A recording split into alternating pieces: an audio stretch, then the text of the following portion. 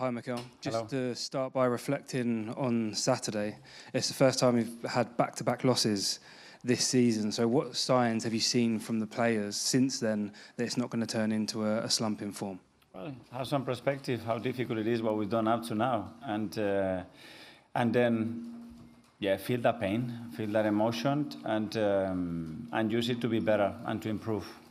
So we were very clear in what happened, the reason why it happened. Watching the game two times, we didn't deserve to lose that match, but this is football, and we get punished for things that are related to our identity, and that's the things that we need to defend in the strongest possible way, because that's the reason that we are where we are today. Because of those last two results, does it bring an extra importance to this game? It was a big game anyway, but does it add anything else? I think that doesn't change it. I mean, regardless, we would have won the game. This is the quarters finals of the Champions League. It doesn't get much better than that, and we worked so hard throughout the season to be in this position in the competition. We're going to play an opponent here that we know about their records and what they've done. So hungrier than ever, very excited, and very, very motivated for tomorrow's game. And can I just check in about a couple of players, please? Gabriel, is he fit and available? Yes. Declan Rice? Yes. Leandro Trossard? And then Bukayo, Saka and Jurrien Timber. I don't think they trained today. So they're having trouble. They're not ready yet. Let's see. Hopefully they're going to be ready for the weekend if everything goes well. And that's a massive boost, because in recent days we lost so many important players, and that's something that we need to change immediately. Thanks. We'll go to John Cost from the Mirror. Hi. It's a hell of a week coming up, isn't it? And you talked about the players being hungrier than ever. How does that manifest itself? Do you see the determination in this group? What makes the qualities and spirit within this group so special? A lot of things, the way they communicate, the way they express their feelings, the conversation that obviously we had after that match, and because I know what it means to them, and I know how much they want it, and it's now the moment to show it, and we have to do it on that green tomorrow at the highest level. When you see the mentality and spirit being questioned a little bit, more mentality than spirit, but does that fire up the players, do you think? Do you always see a response? You certainly have, early in the season. That's in football, the first game of the season. That's going to be questioned. Is okay, what about Arsenal this season? And it's been like this for the last 9 months, and that's going to continue. That's never going to change when you play at this level for this club. That's always going to be a question mark, and that's it. You have to live the present. You have to deliver it every day.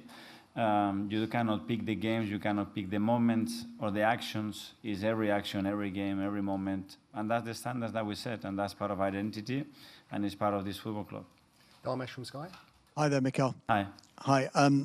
Victor obviously is coming back to his former club.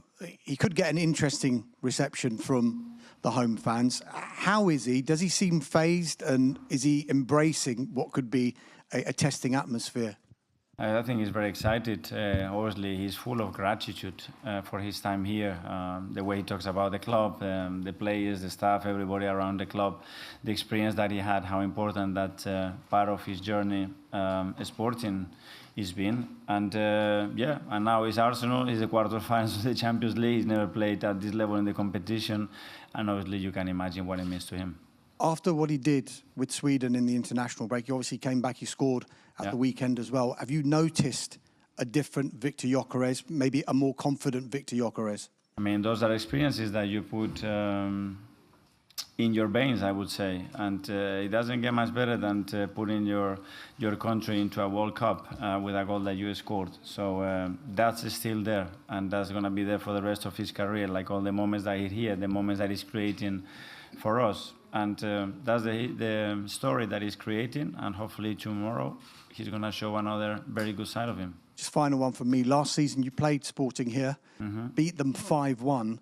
Since then, what have you made of how they've developed, particularly in this season's Champions League at this stadium? And before we played them as well. I mean, when you look at what they've done, especially at home, the way they have behaved in this Champions League, the opponents that they have beaten, we know the difficulty of the match. That's why we want it even more. Tom, Football London.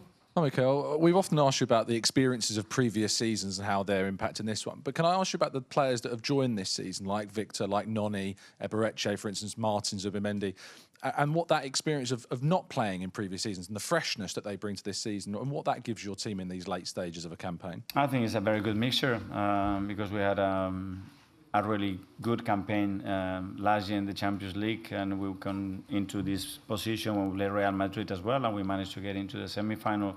So that experience, those feelings are there. Tomorrow is going to be a very different game. We know the difficulty of that, but obviously we know what is at stake and what we have to do. Sam, Telegraph. Hi, Mikel. Hi. We've spoken a lot this season about emotions and managing that, and we know how much the club and the fans and the players really want that success this season. At this moment, with 2 back-to-back defeats, do you have any concerns about those emotions of the players and panic setting in and the worry and the intensity of it all? No, I think when you have the opportunity that we have, that has to be taken through excitement, through preparing yourself in the best possible way to focusing on the present, on the things that we have to do. And especially in our identity, very, very clear what is taking us all the way to where we are. And that's where we have to focus.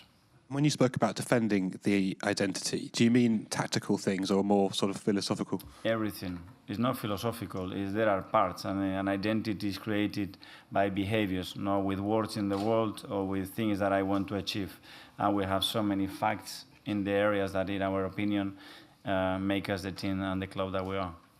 Phil from PA. Hi, Mikel. I guess just following on from that and sort of the word panic, how do you ensure that that doesn't creep into the group? Because obviously Arsenal have had such a strong season, but then back-to-back defeats, and obviously you don't want another defeat tomorrow, but it feels it's sort of on the edge of the season a bit. So how do you make sure that panic doesn't creep in? I think what you have to be is clear. Instead of panic, understand if that happens, why it happened, and bring clarity. And when you analyze that and you accept that, be better. That's it, and that's the thing that we have to do. Amy, Athletic. Hi, Mikel. Hi. There's a lot of talk about how the players are handling these emotions and pressures.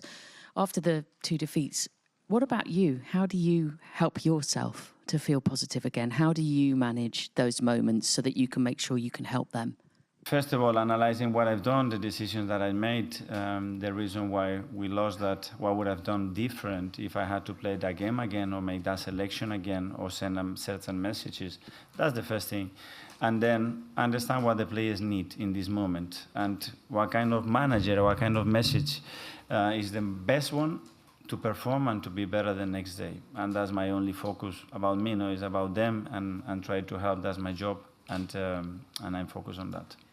Okay, we'll take 2 more from English media. Simon from The Sun. Mikel, can I just ask, you spoke a lot about identity, and is that tomorrow night you kind of want to rediscover and show the identity of this team, which for everyone watching is sort of strong defensively, the will to it, and the 2 defeats you had, we haven't seen that Arsenal that got you to this position? Yeah, there are a few things that we have discussed internally, and hopefully, not hopefully, I am very convinced that tomorrow we're going to see them. Sam, Daily Mail. Hi, Mikel. Hi. In the training earlier today at London Colney, there was a few clips going around, one involving pens between the players. What was the rationale behind that and your practices today? I think a training session has to have different elements, and it has to be related to the messages that we sent and the compromises and commitments that we've done between us. And I try to have all those messages and commitments as much as possible in as many situations as possible, and training was one of them. And what did that mean in particular about the pens? Because it's quite stays unusual. in the dressing room. Fair enough. Thank you. Okay, now we'll go to BR Play Sweden. Mikel, obviously a lot of focus on Victor here. I was wondering, when did he come under your radar? When did you start noticing him and started to get an interest to sign him? Well, it's been our radar for years, but the most probably recent moment when we really look at it as one of the top targets, it was around December of last year when we started to really think about, especially with the issue that we had with Kai, what we had to do in our front line, and he became one of the main candidates, and then the main candidate to be part of our club. It's obviously always start difficult the first season with a new club and a new league. Are you in a place where you thought it would be, or have you hoped for more? I think it's where he is and how successful the season is going to be for us. And when we analyze his season, is going to be defined in the last 7 or 8 weeks of the season. That's clear. And now some from Portuguese media. Yes. Hi, Mikel Arteta, Bárbara Simões Nunes for SIC Portugal. I want to ask you if you've spoken with Victor Gyökeres about Sporting, and for you, what are the main qualities of Sporting team? Of course, I did, just to understand, the dynamics, the culture here, the things that they have talked, the things that they had obviously discussed when they play against us, and to have more information about them that we can use in our favor. A lot of qualities, obviously, what they're doing is remarkable. The record that they had at home is just incredible. So you need to be very good to maintain those level of performance and consistency.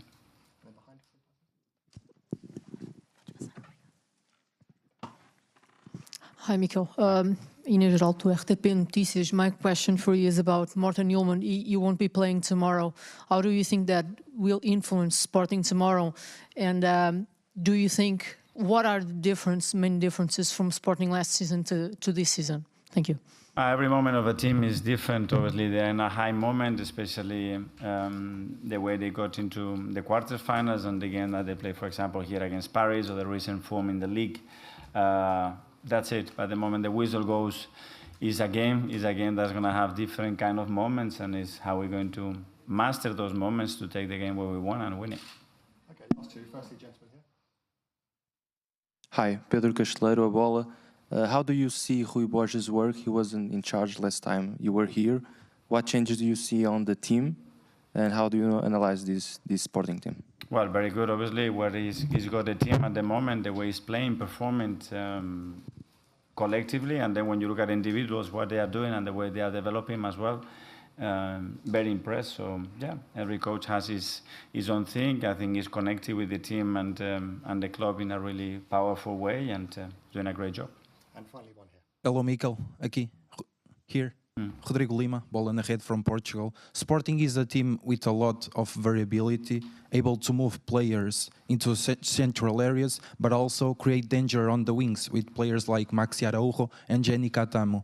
How do you see this variability influencing the game tomorrow, and which players do you consider the biggest threat? Thank you.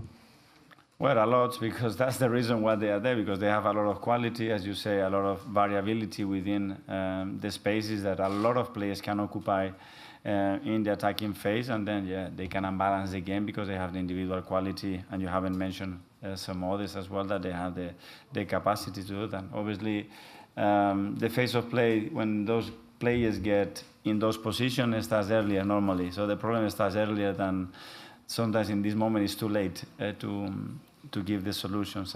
That's what we'll try to do. Okay, everyone, thank you. Yeah, thank you. See you tomorrow.